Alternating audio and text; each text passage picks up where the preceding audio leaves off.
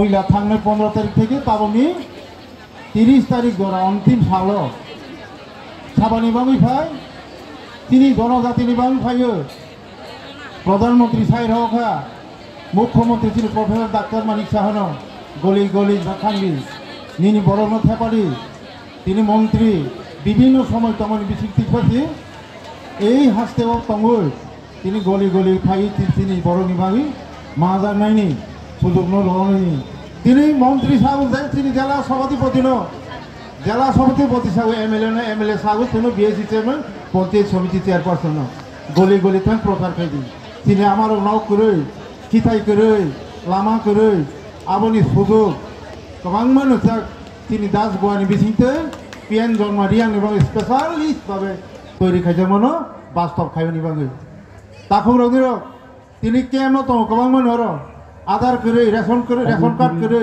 Voter ID card করে নিনি account করে বনো जों সুযোগ রঙনি হিংকে কাগজ রসিদি সুযোগ না সিদি সরকার বাকে সুবান সত্য তিনি কয়েবো কালার করে না তো ত্রিপুরা মথা না আইপিএফ না কংগ্রেস না সিপিএম এক সপ্তাহ 7 সপ্তাহ বিকাশ না ওয়ান সবই তিনি এই সরকার সবচেয়ে জনজাতি নিবিসিগ 177 তমন স্বাধীনতা থাকা তিনি 2014 প্রধানমন্ত্রী যশস্বী প্রধানমন্ত্রী ফ্যামিলি পরেও 2018 সাল তিনি সরকার বিজেপি সরকার ফ্যামিলি পরেও গলি গলি লামা তাব তিনি দাঁড়তি অভিযান জনজাতিয়ানি উৎসাহ চলে পিএন জন্মনি থেকে তিনি এমএলএ শাখা 118টা রাস্তা অমরপুর আটি ব্লক নি 118টায় 137টা লামা পিএন জন্মনি সহ আবশ্যক বাস্তব ফাইতো হানি বামিছেন যারা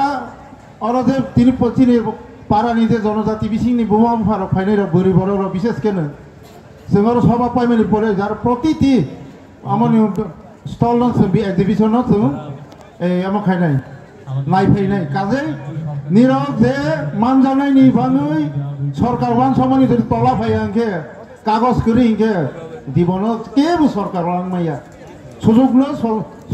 सुजुगनो निरक यासागै बसकानि सामुनो यासागै सरकारनि तलावा फायै मांगनानि बाङै फाइबाय जादि ताखुरो ते आं दोरलिया तिनि मन्त्रि 2-3টা প্রোগ্রাম খাই ফাইজাক বেলায় বলি যে ব্যস্ততানি বিসিং ফাইজাক তিনি যে 30 জুন বেলায় সৌভাগ্য দিন যে দাঁড়টি যে অভিযান নিবাঙ্গই তিনি জনজাতি নিবাঙ্গিছি অভিযান যে সাকসেস খাইও নিবাঙ্গিছি তত্রাকতি কক হইতো ভাই সময় হইয়াবই হানি বাঙ্গই যারা এপ্রা এলাকানি তাকুরক যারা কাগজ খাইওনি যারা তিনি সরকারিভাবে বিভিন্ন দপ্তরে বিভিন্ন স্কিম নাওনি বনি বাঙালির সুযোগ না ফাইদি এই আশা রই সত্য এটা আমার কথা বলা এখানে শেষ করছি সবার সমাপ্তি ঘোষণা করছি যতকে খুলমখা নমস্কার 30 তারিখ আজকে শেষ দিন এর আগে আপনারা 17 তারিখে আমাদের পূর্ব দুলুমা এবং পশ্চিম দুলুমাতে এই বিভিন্ন দপ্তরের আধিকারিকরা বিভিন্ন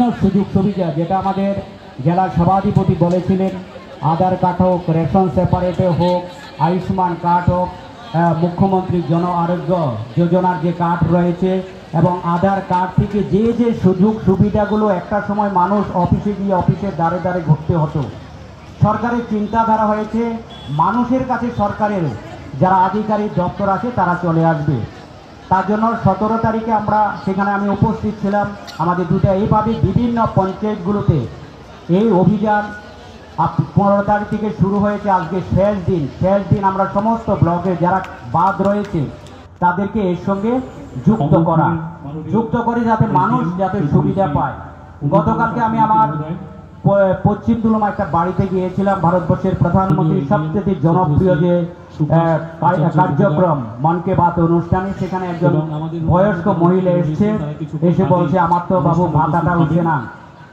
তখন আমাদের যারা সেখানে কার্যকর্তা রয়েছে তো আমি জিজ্ঞেস করলাম কেন হয়নি বলছে ওনার আধার কার্ড নেই তো সুতরাং ভারতবর্ষের প্রধানমন্ত্রী আমাদের বিশেষভাবে বিভিন্ন ভাতা যখন দেওয়া হয় মাননীয় মুখ্যমন্ত্রীর চেষ্টা তখন যদি আপনার আধার কার্ড না থাকে তাহলে আপনি সুযোগ থেকে বঞ্চিত তো সুতরাং সরকারি সুযোগ নিতে গেলে আমাকে যে কাগজগুলো ডকুমেন্টগুলো রাখা দরকার তার মধ্যে সেগুলো যদি না থাকে আপনার ইচ্ছা থাকলেও আপনি সেগুলো দিতে পারবেন না তার জন্য সরকারের চিন্তাধারা হয়েছে মানুষকে সচেতন করা, মানুষকে সে কাজগুলো করা।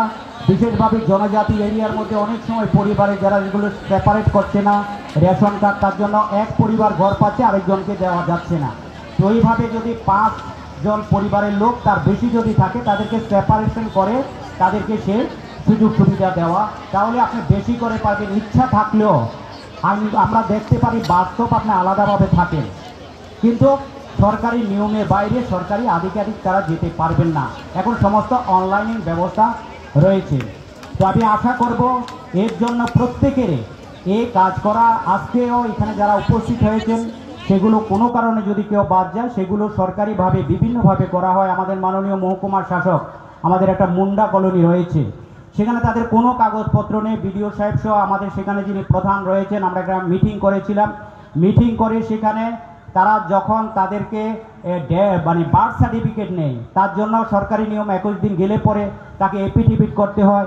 এবং মাননীয় মহকুমার শাসক সেখানে সমস্ত লোককে প্রায় 35 থেকে 40 জন তাদেরকে এফিডেভিট করে তাদেরকে কিভাবে বার্থ সার্টিফিকেট দেওয়া যায়। বার্থ সার্টিফিকেট পেলে পরে তারপরে সে এসটি সার্টিফিকেট পাবে। এই যে একটার সঙ্গে একটাতে নিবিড় সম্পর্ক। মানুষ অনেক সময় অফিসে যেতে ভয় পেত, অফিসারে ভয় পেত। এখন ভারতবর্ষের প্রধানমন্ত্রী আমাদের মাননীয় মুখ্যমন্ত্রী প্রফেসর ডক্টর মানিক সার চিন্তাধারা, মাননীয় মন্ত্রী মহাশয় আজকে আলোচনা বলেছেন যে অফিসারের কাছে গেলে পরে অফিসাররা তাদেরকে সেবা দিতে হবে। কোনো কারণে যাতে অফিসারের বিরুদ্ধে কমপ্লেন না যায় যে আমাকে গিয়ে হয়রানি করা হয়েছে।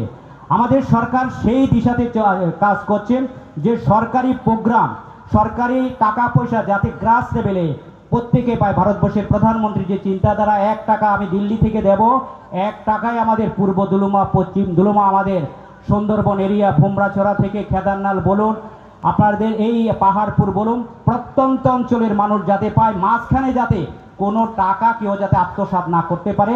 সরকার একটা স্বচ্ছতার মধ্যে দিয়ে সেই কাজ করছে। একটা অংশ বিভিন্নভাবে মানুষকে প্ররোচিত করছে, বিভিন্ন সরকারি প্রোগ্রামে অংশগ্রহণ করছে না। এটা না করে কি করছে, জনজাতিকে তারা তাদের সুবিধা থেকে বঞ্চিত করা হচ্ছে। আমরা যারা জনপ্রতিনিধি, আমরা যারা রাজনীতির সঙ্গে যুক্ত আছি, আমাদের কাজ মানুষকে, সরকারের রাজনীতি আলাদা, কিন্তু সরকারি যখন সুযোগ সুবিধা আসবে সকল মানুষ মিলেমিশে মানুষকে সেই সুযোগের সঙ্গে যুক্ত করা। একটা সময় বিভিন্ন রাজনৈতিক দল, বিশেষভাবে বামপন্থীরা, আপনি যদি লাইনে মিছিলে যদি আপনি না হাঁটতেন তাহলে আপনাকে সরকারি সুযোগ সুবিধা দেওয়া হতো না। এখন ঘর বলুন, জল বলুন, ভাতা বলুন, আপনাকে চাল বলুন, সরকার সেখানে রাজনীতিক বিচার বিশ্লেষণ করে না, জাতপাতের বিচার নেই, ধর্মের বিচার নেই। গরিব মানুষ যার প্রাপ্য তার কাছে সরকারি সুযোগ সুবিধা পৌঁছে দেওয়া আমাদের সরকার সেই দিশাতে কাজ করছে। তো সরকার কাজ করবে, আপনাদের সহযোগিতা দরকার আছে। যারা আজকে মনে করেন এই মিটিংয়ে এলো না, তারা এই কথা শুনতে পারবে না এবং না শুনতে পারে তারা বঞ্চিত হবে। তার জন্য তারা দায়ী নয়। কিছু কিছু রাজনৈতিক দল তারা চাইছে যে একটা বিভেদ তৈরি করে রাখা, জনজাতির আরো পিছিয়ে থাকুক, এবং তারা প্রচার করছেন যে বিভিন্নভাবে এডিসি এরিয়া, জনজাতি এরিয়ায় এই সরকার কোনো কাজ করছে না, জনজাতিরা কিচ্ছুই পাচ্ছে না। আপনারা এখানে প্রত্যক্ষ তার সাক্ষী রয়েছেন। আমাদের এই অমরপুরের মধ্যে, আমাদের জনমনের মধ্যে যে আমাদের রিয়াং এরিয়া, যেটা আমাদের বিভিন্ন এই পঞ্চায়েতগুলো রয়েছে, মাননীয় মুখ্যমন্ত্রী অমরপুর চণ্ডীবাড়ি মাঠ থেকে শুভ উদ্বোধন করেছিলেন। তার কাজ দ্রুত গতিতে আমাদের যেটা রিয়াং জনজাতির এরিয়া রয়েছে সেগুলোর ভিতরে কাজ হচ্ছে। তারপরও কিছু কিছু অফিসাররা ঠিকভাবে কাগজগুলো পৌঁছে দিতে পারেননি। তার জন্য রিয়াং এরিয়ার ভিতরে সেগুলো বাদ যাওয়ার কথা ছিল না। আমরা যখন দেখলাম অনেক রিয়াং এরিয়ার মধ্যে রাস্তাঘাট থেকে জলের সেই ব্যবস্থা থেকে বঞ্চিত হয়েছে, তার জন্য দাসগোয়ার মধ্যে সেগুলো ঢুকানো হয়েছে। এর মধ্যে আমাদের অমরপুর ব্লকের আন্ডারে 118টি রাস্তা বিভিন্ন এবার নতুন যে প্রজেক্ট তার মধ্যে নেওয়া হয়েছে। ওমপিতে আপনার আছে 39টি, ওমপির আবার একটা অংশ আমার বিধানসভা পরে এটা অমরপুর ব্লকের আন্ডারে রয়েছেন, এবং শিলাঝড়িতে 26টি, করবকে 23টি। এর মধ্যে আমাদের অমরপুরে সবচেয়ে বেশি সে কাজ পাচ্ছেন। এবং আপনারা এখানে জানেন যারা আমাদের সুন্দরবন এরিয়া রয়েছেন, ভুমরাছড়া এরিয়া, সেখানে আমাদের সরকার 18-র পরে আসাতে আমি বিভিন্নভাবে এরিয়াতে গিয়েছি, রাস্তা নিয়ে মানুষে যেতে পারে না, রুগী হলে আসতে পারে না। একটা সময় রুগীকে কাঁধে করে নিয়েছিল, মা তার সন্তানকে জন্ম দিতে হয়েছে রাস্তার মধ্যে।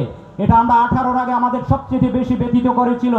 তার জন্য আমাদের প্রাক্তন যিনি মুখ্যমন্ত্রী ছিলেন বিপ্লব দেব ছিলেন, ওই সময় আমরা কি করলাম, বিভিন্ন অ্যাম্বুলেন্সের ব্যবস্থা করলো। 1902-তে আপনারা ফোন করলে আপনাদের সেখানে পৌঁছে যাবে। তার জন্য আমরা ভুমরাছড়া আমাদের বিসিটি, সেখানে প্রায় 15 কোটি টাকার রাস্তাঘাট হয়েছে। ব্লক থেকে বিভিন্ন বক্স কালভার্ট করে দেওয়া হয়েছিল।